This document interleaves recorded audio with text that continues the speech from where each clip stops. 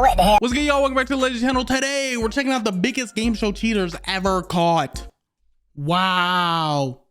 Crazy. Before we hop into it though, do me a favor, scroll down below, drop a like for the algorithms. It helps get the video to new people and I appreciate it. With that out of the way, let's hop into it. Good Game Show is a well-oiled million-dollar machine built to ensure both fun and fairness. But with tons of cash on the line, some contestants just can't resist the urge to find a way to beat or cheat the system and win big. Here are a few of the biggest game show cheaters in history, or at least the ones who were caught. Yeah, there's some that ain't been caught. What do you mean by that? Who Wants to Be a Millionaire really wants contestants to win, since it's just good TV to see a regular Joe get rich. Even with multiple lifelines available to contestants for especially difficult trivia questions, that just wasn't enough for disgraced Army Major Charles Ingram, who appeared in the British edition of the show. I want to know how he cheated. Ingram stationed two people in the audience, his wife Diana and his friend Taekwon Widdock, both former contestants.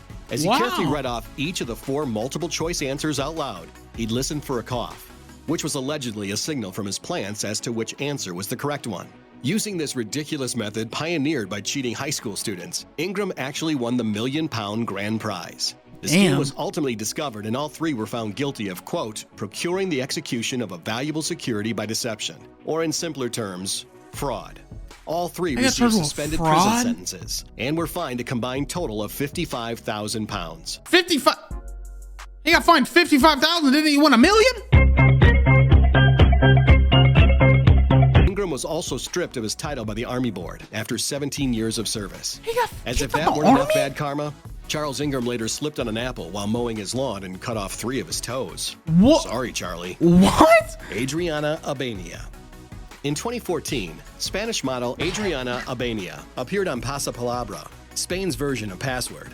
Albania's blatant cheating scheme occurred during a segment where she had to listen to song clips and identify the name and performer. The game had barely started when the host and other contestants noticed that she kept looking at a phone she had hidden in her lap. She'd been using the music identification app Shazam. She was called out on it right on the show, but everyone just laughed it off. The host, Christian Galvez, even said that she deserved a special prize for cheating so brazenly. A few days later, Albania made her intentions clear, saying, "No one told me that I could not cheat. You also have to understand that it was to help someone else." Cheating is, I think cheating's just kind of known, like, hey, don't cheat. Like, it's literally cheating.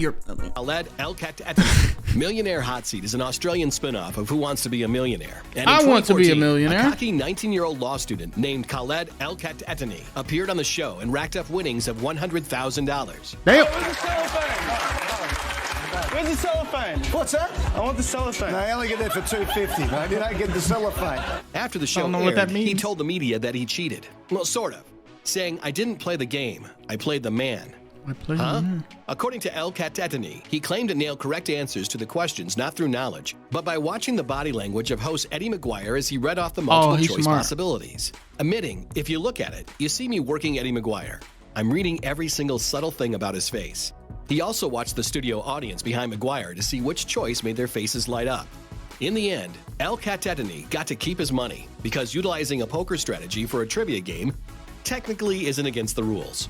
When asked about his plans for his winnings, El Catte simply said, quote, "I didn't win anything. I earned it."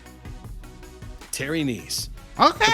I ain't win nothing because I earned it. Fuck is you talking about? I like that. Price is Right seems like a difficult game show to win because it involves guessing the, quote, actual retail price that of motherfucker items, old as which shit. never seem to be anywhere near what you'd see in an actual retail store. So when Terry Nice put in a bid of $23,743 during a showcase showdown in 2008 and hit the prize's retail price exactly. It defied all the odds.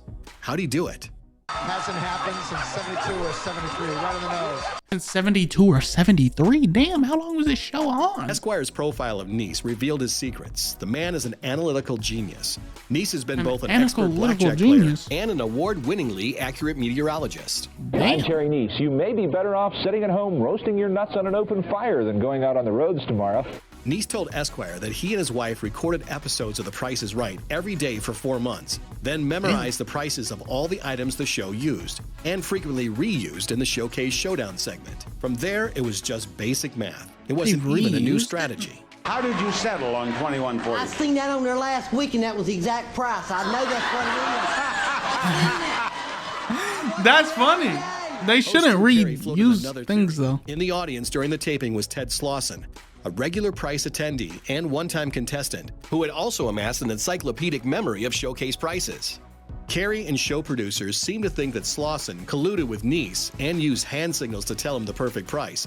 An allegation. How would you do that though? Fucking. Hey, I feel like you'd get caught. Despite their suspicions, the show couldn't. That was long as hell. It was like 2, 4, 3, 7 or something. Did anything wrong, other than being really good at math. Get those nerds! Nerds! Nerds! Carilla Barbecue. In 2011, New York his last City-based name's food Barbecue. truck Carilla Barbecue was eliminated from the Great Food Truck Race, a reality show competition in which hopeful street chefs compete for a grand prize of $50,000. The team with the lowest sales gets eliminated. Hence, Carilla's desperate, if not ill-conceived attempt at staying alive with some bogus profit. Unfortunately, one of you guys tried to cheat. It was clear that you put $2,700 of your own money in the till. The owners of the Korean-Mexican fusion truck maintained their innocence, despite a confidentiality agreement that barred them from speaking out in too much detail. Food Network originally only said that the team was eliminated from the show after making, quote, an unfortunate decision. It wasn't until a 2016 interview with KoreanAmericanStory.org that Carilla Barbecue owner Eddie Song finally cleared up what really happened. What happened? Apparently, the team decided to get creative when facing the challenge of not being able to sell meat while competing in Memphis. Song and his crew, quote, formed a... You can't sell meat in Memphis? What? ...with one of the top Memphis-style barbecue joints and ended up selling empty tortillas and sending the customers elsewhere to get free meat. Ultimately, they bent the rules and got busted. Okay. The 21 Gang. While most game show they shouldn't have got eliminated for that. Eager rogue contestants, the scandal surrounding the 1956 game show 21 involved the show's producers and served as the basis for the 1994 movie Quiz Show. 94. According to Charles Van Doren's New Yorker account of the scandal, producers Al Friedman, Jack Barry, and Dan Enright colluded with contestants Herb Stempel and Charles Van Doren. Colluded. Who uses that word, colluded? Like what? Game show drama. After around 6 weeks of coach winning for Stempel, the show saw a dip in ratings, possibly due to the unlikable nature of the quirky New York postal clerk. Enter Charles Van Doren, a handsome English professor from Columbia University. I can't be the only person.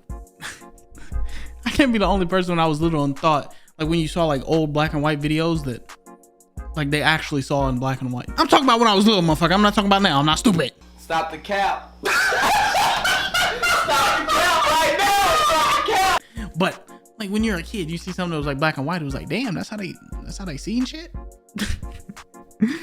Maybe I was just special. Hey, I'm not surprised. And the son of a prominent poet.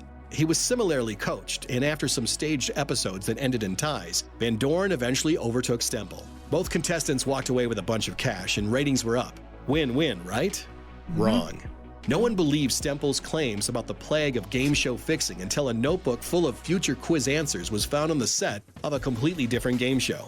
Stempel testified to a grand jury, which eventually led to congressional hearings and an amendment to the Communications Act of 1934, making it officially illegal. I'm not gonna lie, I thought this was gonna be a little more entertaining. I thought it was gonna be like clips of people getting caught on the actual show. This was kind of boring. I mean, I guess it was informative. It told you everything, but I don't care. I wanted to see clips of people getting caught. Anyways, if y'all enjoyed the video, do me a favor, drop a like I said at the beginning, subscribe, all the things YouTubers tell you to do. Appreciate y'all for watching. I love y'all. Ta-ta. Any situation, I'm a big factor. Brought out the Glock with the Ruger, I'm a mismatcher. Ooh, baby, squeeze that punani on me, okay?